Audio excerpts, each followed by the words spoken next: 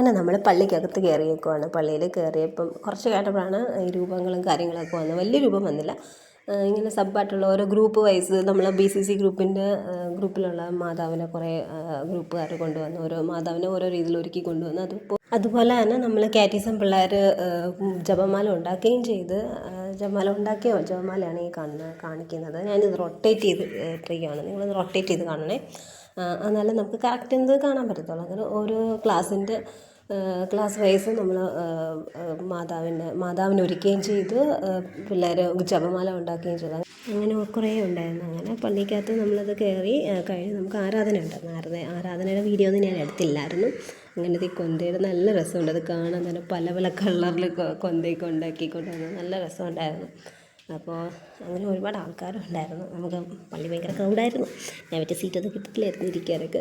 കുഴപ്പമില്ല, ഇരിക്കാനൊക്കെ പറ്റി. വീഡിയോ എടുക്കാനാണ് പാട്. കാരണം എന്ന് പറഞ്ഞാൽ ഇത് നമ്മൾ നിന്നെടുക്കുകയൊക്കെ ചെയ്യണം.